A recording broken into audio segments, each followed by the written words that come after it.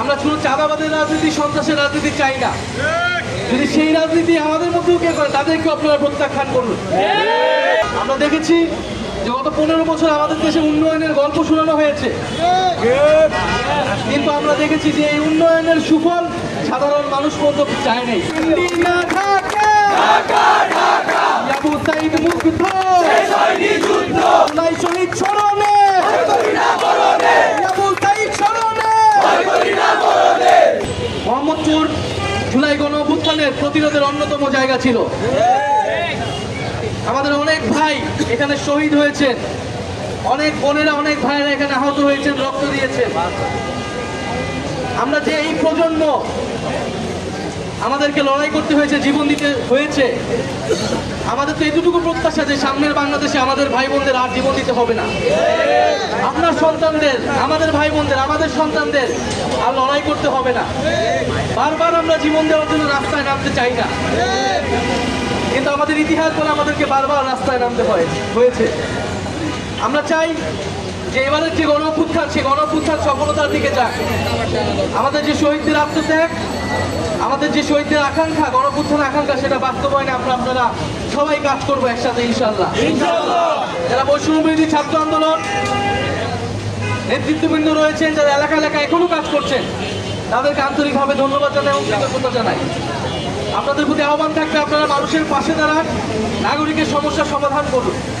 এটাই আমাদের সামনের রাজনীতি, নাগরিকের সমস্যা সমাধানের রাজনীতি। আমরা শুধু চাঁদাবাদের রাজনীতি, সন্ত্রাসের রাজনীতি চাই না। যদি সেই রাজনীতি আমাদের মধ্যেও কে করে, তাদেরকে আপনারা প্রত্যাখ্যান করুন। কারণ আমরা চাই সামনের বাংলাদেশে শিক্ষার অধিকার থাকবে, চাকরির অধিকার থাকবে, স্বাস্থ্যের অধিকার থাকবে। আমরা দেখি যে হাসপাতালে গেলে একটা সিট পেতে হইলেও আমাদের কতটা দুর্নীতির আশ্রয় নেওয়া লাগে। আমরা একটা স্কুল কলেজে ভর্তি করতে গেলেও সেখানে আমাদের দুর্নীতির আশ্রয় নেওয়া লাগে। আমরা একটা চাকরি পেতে হইলেও সেখানে আমাদের বাবা খালু থাকা লাগে।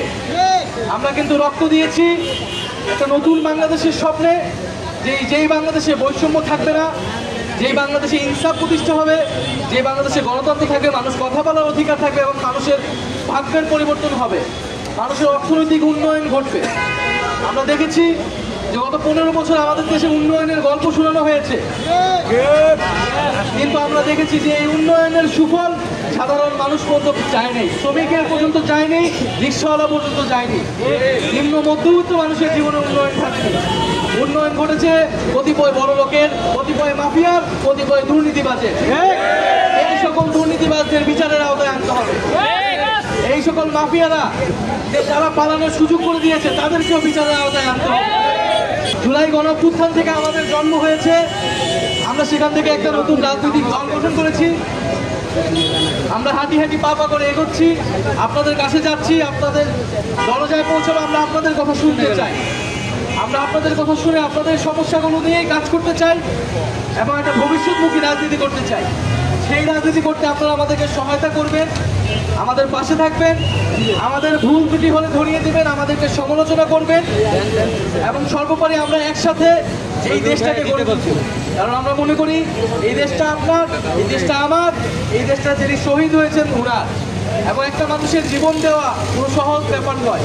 এই গণ অভ্যুত্থানে যেই ছেলেটা রাস্তায় নেমেছিল, যেই মেয়েটা বুলেটের সামনে বুক পেতে দিয়েছিল, আপনারা তাদের মায়ের আহাজারি শুনুন, তাদের পরিবারের আহাজারি শুনুন। অন্তত তাদের প্রতি হলেও, সেই কৃতজ্ঞতা থেকে হলেও আমাদের কিন্তু যে প্রতিরোধ, যে রাজনৈতিক সচেতনতা আমাদের মধ্যে তৈরি হয়েছে এবং আমরা যে নিজেরা সংগঠিত হয়েছি, সেটা আমাদেরকে অব্যাহত রাখতে হবে। আমরা দেখেছি গণঅভ্যুত্থানের পরে এলাকায় এলাকায় রাজনৈতিক সচেতনতা তৈরি হয়েছে, দেশপ্রেম তৈরি হয়েছে। আমরা দেখেছি ডাকাতদের বিরুদ্ধে আপনারা একত্রিত ছিলেন, ট্রাফিক নিরসনে ছাত্ররা নেমে এসেছিল, বন্যার্থীদের সহায়তার জন্য আপনারা সবাই কন্ট্রিবিউশন করেছেন। সামনের যে কোনো জাতীয় সমস্যায় আপনারা একত্রিত থাকুন, পাড়ায় মহল্লায় আপনারা সংগঠিত করুন, আপনারা সবাইকে সচেতন করুন। চাঁদাবাজি যারা করছে, সন্ত্রাসী যারা করছে, তাদের বিরুদ্ধে আপনারা আওয়াজ তুলুন। আপনাদের যেটা ন্যায্য হক, সেই হকের পক্ষে কথা বলুন। আমরা সেই হক এবং ইনসাফের রাজনীতি আপনাদেরকে উপহার দিতে চাই। আগামী দিনে আমরা ক্ষমতা নয়, আমরা জনতার রাজনীতি করব। সেই জনতার রাজনীতি করতে আমাদের মাঝপথে আমাদের জন্ম হয়েছে, আমরা রাজপথে আবারও ফিরে এসেছি।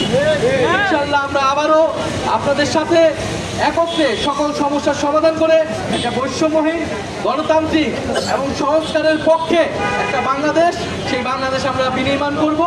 সেই বিনির্মাণের পথে আপনারা আমাদেরকে সহায়তা করবেন, আমাদের হাতকে শক্তিশালী করবেন, এটাই আপনাদের প্রতি আন্তরিকভাবে আমাদের অনুরোধ এবং আহ্বান আমরা জানাই।